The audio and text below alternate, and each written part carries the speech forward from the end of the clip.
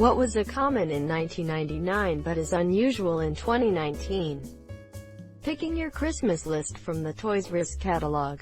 I loved circling the shit I wanted.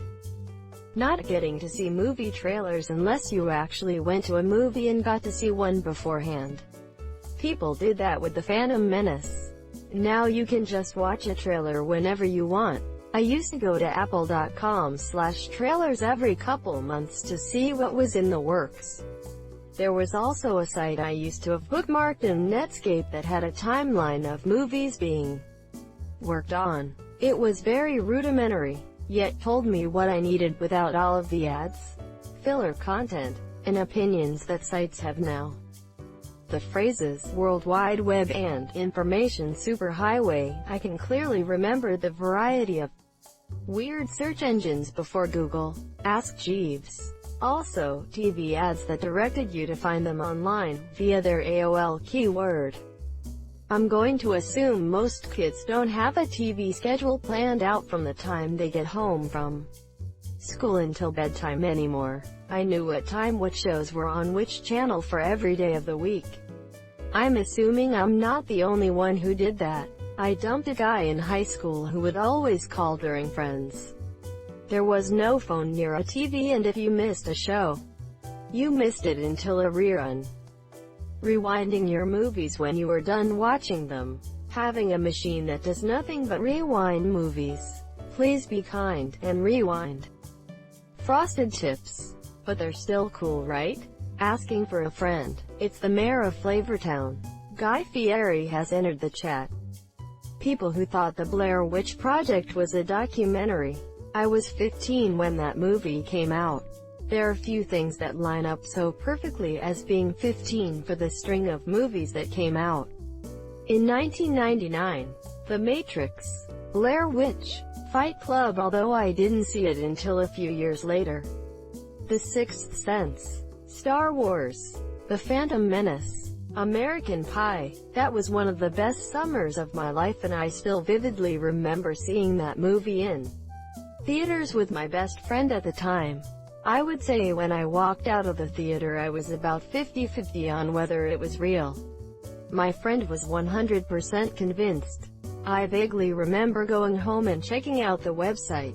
People being able to have any sort of immersion into movies like that before the internet ruined urban legends and a general sense of wonder.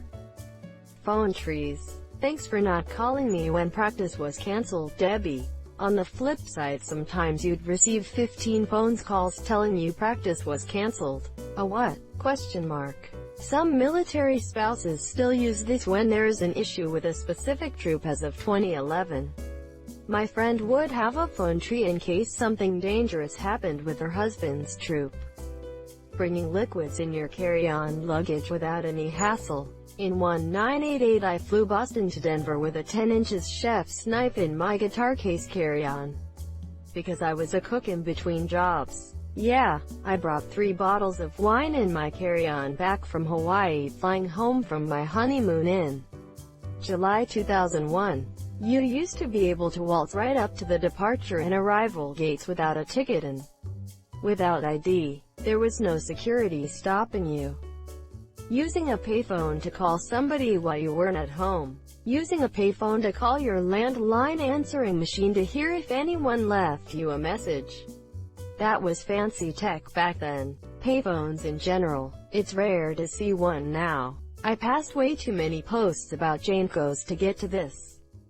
Fruit-colored Al-Anon computers. More like colored Al-Anon fruit computers. That were easy to open. God, those things were everywhere on TV when they came out. How could they not be? Every other computer was a beige box. It just sort of melted into the picture. You put an iMac on your set. It pops. You have visual interest and production design. I genuinely wonder if Apple offered them to a bunch of production companies as product placement. Printouts of Mapquest directions. But for some reason, the printer-friendly version was worse than the non-printer-friendly version. I kinda miss this one because you needed a navigator. Some Lewis and Clark type shit in your Honda Civic. Dialing collect and then saying, "Hey mom, calm," from school to avoid the charges. I did this too when I wanted my parents to pick me up from wherever I was at. It went something like, "Mom, come pick me up from the mall," as fast as I could say it. Sometimes, I would make a second collect call to add more info like, "Can you better ride home to?" I was recently explaining this to my 20-something coworkers who had no idea what a collect call even was. They had a baby, it's a boy. Returning movies. Everyone was happy to go there to get the duck-in thing. But now you've already seen it. And it wasn't that good anyway. And it's out of the way. What a drag that was. Beeeboooochxxxzsssss, also known as dial-up. You missed out the battling. Walking around with a discman. Anti-skip or bust baby. Walkman for the win. Better battery life. No worrying about skips. Smaller, more portable. Oh, mixtapes. Win. 69 calling #pound instead of hashtag. A beeper. Doctors still use them. Smoking sections at restaurants. Literally. The second question in any normal chain. Usually restaurant was smoking or non. Although, I feel like I don't remember too many in 1999. Maybe the early 90s. Can you imagine? Even on an outside patio. What would happen today if someone lit a cigarette in front of a bunch of people eating?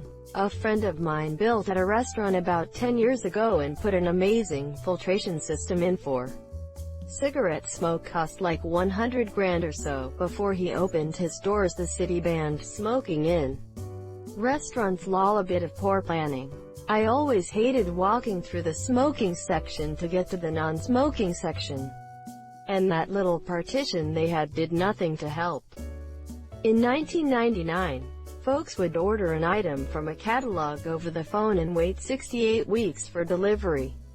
In 2019, folks aren't even willing to wait 68 days for delivery. I take it you've never ordered through AliExpress. PI of packages from 3 months ago still in transit. Being a Bill Cosby fan. Man, my dad has nearly all of Cosby's stuff on LP. He was super unhappy at the turn of events. I grew up listening to that shit on turntable. I remember a TMZ episode where they had Bill Cosby at a restaurant opening and it was lighthearted. And they said something like, "We give up. We're never going to find anything dirty about Bill Cosby, aged like milk." I used to tell people all the time that I share a birthday with Bill Cosby because I thought it was cool. Now I've dropped that and instead tell people I share a birthday with Malala Yousafzai cause I'd much rather be associated with her. Not having a cell phone as a teen or adult. I'm just old enough to remember when a teen with a cell phone was uncool because it meant they had overprotective parents. I was a senior in high school before I had a cell phone. That was 2004. Even then I barely used it. Cost too much. I didn't mean to include that, but now it reads like Mario wrote it. Don't worry, most people won't notice it. Knowing someone's phone number by heart. I know a few phone numbers by heart. They're important people to me and I memorized them in case of emergency. We started making the unlock codes for the tablets, my wife and mine's cell phone numbers. The kids learned them in no time.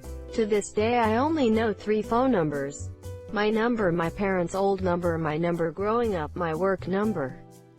The Sega Dreamcast, I still own one and get the same reaction from anyone who comes over. Holy shit, a working Dreamcast. Don't lie, the Dreamcast was about as commonly owned in 1999 as 2019. Not being able to use the internet and the phone simultaneously.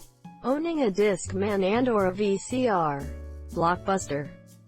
LAN parties. Split screen. Knowing whose house your neighborhood crew was hanging out at just by all the bikes in the lawn. For Europeans, knowing the currency exchange rate of your national currency to euro by heart. Thank you for watching. Comment, concentrate. If you have reached this far into the video, have a good day.